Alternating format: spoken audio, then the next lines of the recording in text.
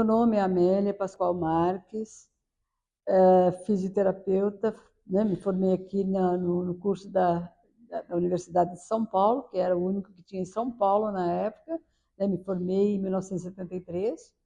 Na época também os cursos de fisioterapia tinham a duração de 3 anos, e eu fui aí da terceira turma da faculdade da Universidade de São Paulo, né? Então, e o curso era ministrado no Instituto de Ortopedia, lá no Hospital das Clínicas, né? Porque o nosso curso ele ficava lá, né? Ele estava sediado lá. E quem dava, então, eu me formei então no final de 73 e já na semana seguinte eu fui contratada para ficar na ortopedia. E quem dava aula na época eram os fisioterapeutas de lá da ortopedia. Então nós dávamos aula e nós supervisionávamos o estágio. Então eu fui para lá então no final de 73 e fiquei até 1979. Em 79 eu saí, né? Mas ainda continuei dando aulas voluntariamente. Depois, em 1984, em 83, teve o concurso da Universidade de São Paulo, lá do curso de fisioterapia, estavam começando a contratar os professores mesmo. Eu fiz o concurso e fui aprovada, e em 1984 eu comecei. Então, eu fiquei um pouquinho mais até de 40 anos dando aula lá no curso de fisioterapia. Quando eu cheguei lá, me falaram, você tem que fazer mestrado e doutorado. Eu falei, mas o que é isso? Nunca nem tinha ouvido falar. Então, aí foi que eu fui atrás, então, para fazer o mestrado e doutorado. Como eu queria fazer, então, algo voltado para a fisioterapia, então, aqui não tinha lugar nenhum, que quase não tinha curso ainda não tinha curso de pós-graduação em fisioterapia, também quase ninguém nos aceitava. Aí eu fui, então, e alguém então sugeriu, vai a São Carlos, que lá tem o programa de educação especial e que aceitam fisioterapeutas. Aí fui para lá, fui muito bem recebida, né? Ia toda semana para lá, para, enfim, fazer o meu trabalho, e a parte prática eu fazia aqui em São Paulo, né? E aí, então, comecei lá em 87, terminei em 1990. Depois, foi da minha banca de mestrado, foi a professora Carolina Bori, que era aqui do Instituto de Psicologia da USP, e ela me aceitou para fazer o doutorado. Eu fiz o doutorado com ela, aqui na USP já, e foi também do meu doutorado que saiu o meu livro de cadeias musculares. Então, os livros foram saindo aos pouquinhos com os estudos, e que também trabalhou com essa metodologia de ensino, né? De ensino programado, vamos dizer assim. Então, depois eu também, em 2004, fiz a livre docência, né? Então, e a minha livre docência também deu origem a mais um livro, que é o Manual que é a fibromialgia, terapia e fibromialgia, né? Então, que também é um livro. Então, eu fui aos poucos também construindo. E é claro que depois também de algum tempo, eu também me inseri na pós-graduação, né? Comecei a orientar alunos, né, de fisioterapia. Primeiro num programa, porque nós não tínhamos um programa específico, então a Faculdade de Medicina tinha um que aceitava orientadores que não fossem médicos, né, que até então eram só médicos. Então, aí eu comecei a orientar, né, alguns alunos lá, depois abriu o nosso programa de pós-graduação lá em Ciências de Reabilitação, então fiquei só lá, né? E é claro que ao longo do tempo a gente também foi trabalhando bastante com pesquisa, muito com ensaios clínicos, né? Onde a gente realmente testa, né, as nossas metodologias da fisioterapia, né? Professora Amélia, nos conte um pouquinho o que a motivou a criar o Manual de Goniometria. Então, o Manual de Goniometria ele veio a partir da minha dissertação de mestrado. Comecei em 1987, terminei em 1990 na Federal de São Carlos, e eu queria fazer alguma coisa que trouxesse alguma contribuição para a fisioterapia, né? E para a gente realmente fazer as nossas avaliações com precisão. E foi aí então que surgiu a ideia de eu fazer um programa de ensino E daí, então, saiu a questão. E era para. Esse programa de ensino era para ensinar os alunos a fazer corretamente a avaliação dos ângulos articulares com o goniômetro. Então, foi aí que surgiu a ideia mesmo, depois de lançar o livro Manual de Goniometria. Como foi o processo de escolha e padronização das técnicas descritas no Manual de Goniometria? Acho que foi através mesmo do que eu aprendi lá nas disciplinas que eu fiz, né? Que a gente tinha que fazer um programa de ensino gradativo para o aluno ir aprendendo gradativamente também. Então, eu fiz tudo isso com os meus alunos, né? Eu já estava dando aula na USP naquela época. Então, eu fui fazendo etapa por etapa até realmente eles aprenderem. Porque, deixa eu contar uma coisa para vocês. Lá eu aprendi também que a gente só pode dizer que o professor ensinou se o aluno aprendeu. E essa é uma metodologia que ele tem que aprender, porque é dessa forma que você faz toda a estruturação. Então, você dá algumas atividades, ele vai fazer, e depois você vai conferir se ele realmente aprendeu. E quais foram os maiores desafios ao escrever o Manual de Goniometria? Olha, eu acho que, claro que o grande desafio foi sair aqui de São Paulo com 4 filhos pequenos e ir fazer o mestrado em São Carlos. Eu ia num dia, dormia lá, voltava, meu marido cuidava dos filhos. Mas eu acho que foi muito bom. Eu tive uma orientadora, a professora Daisy, excelente, que realmente me ensinou muito. E lá nesse programa, né, de pós-graduação lá, que era pós-graduação em educação especial, tinha professores que já trabalhavam com essa metodologia de ensino, ou seja, vamos fazer um ensino de qualidade.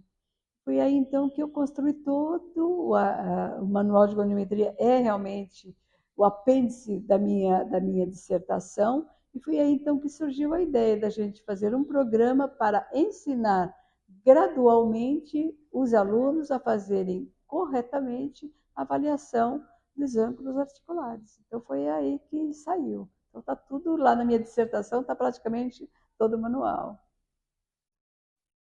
Durante o desenvolvimento do manual, houve alguma técnica ou abordagem que foi difícil de validar ou incluir?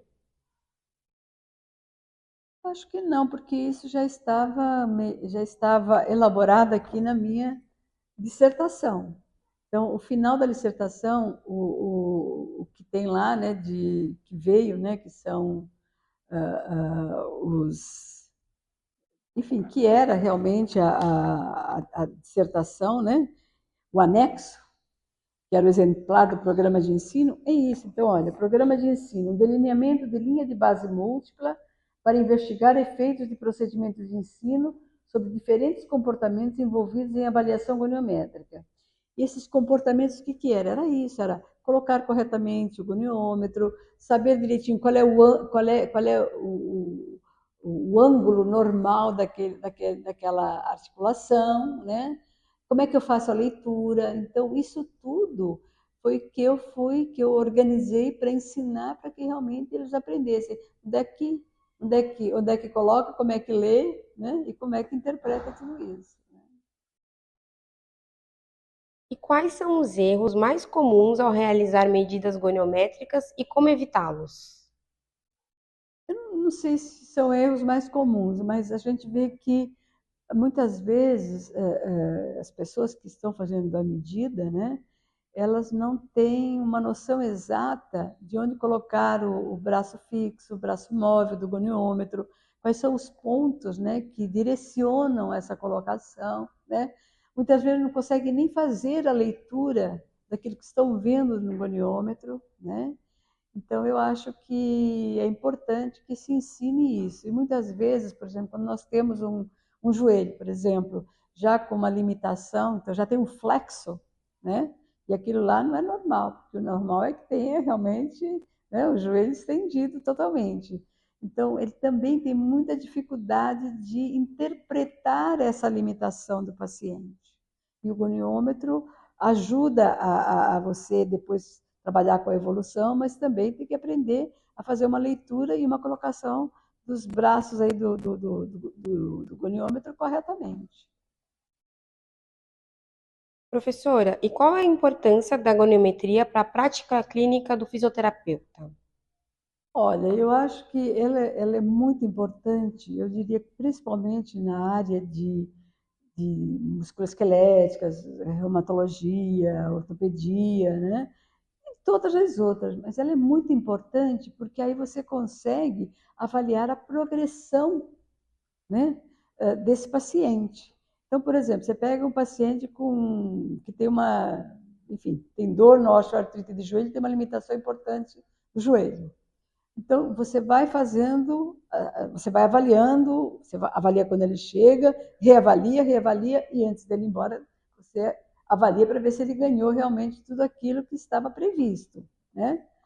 Então, eu acho que é muito importante para que você faça um acompanhamento desses pacientes.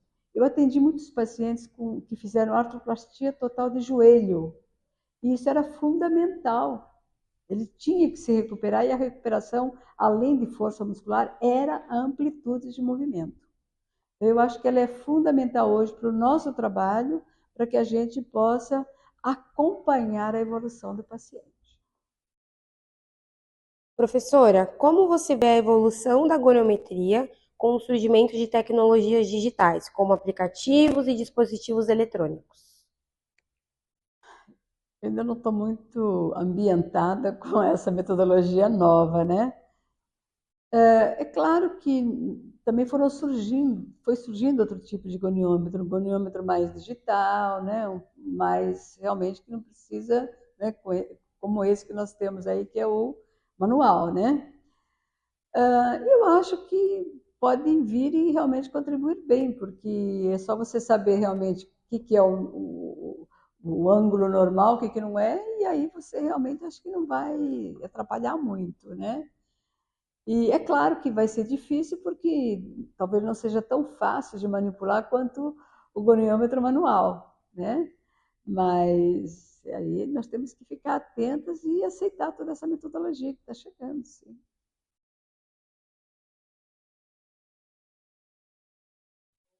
Não, o que eu tenho de sugestão é que eu acho que a gente tem que estar todo dia se atualizando, né?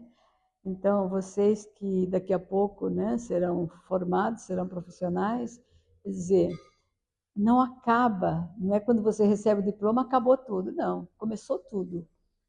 É aí que você vai ter os teus pacientes, é aí que você vai estabelecer uma boa relação terapeuta-paciente, isso é fundamental para você conseguir sucesso no tratamento, né? Fazer uma boa avaliação, mas também a relação terapeuta-paciente, né?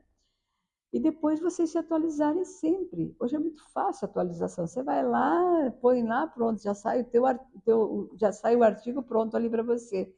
Na minha época era tudo no papel, então você tinha que ir lá buscar, procurar e tudo mais.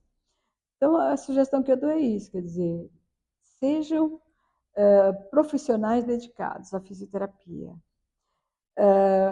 e cuidem bem dos pacientes e façam atualização permanente, congresso, leitura de artigos. Ah, chegou um paciente, eu tenho dúvida, eu vou lá, eu acho rapidamente, né? E hoje as revisões sistemáticas é para isso, né? Para ver o que está dando certo, o que não está dando certo, né? Então eu acho que vocês têm um grande caminho pela frente e atualizadas sempre, congressos, leitura e tudo mais. Coisa que é muito importante, que a gente foi aprendendo também ao longo da vida, é que é importante que mesmo quando a gente já está formado, que a gente mantenha grupos de discussão, grupos de estudo, grupo para realmente fazer atualização em conjunto. Porque eu sozinha não consigo muito bem, mas em conjunto é muito mais fácil. Olha, eu estou com uma dúvida aqui quanto ao meu paciente, chama os amigos, vamos discutir, o que vocês acham, o que vocês sugerem? Então, acho que manter essa proximidade com outros colegas pode também ajudar muito.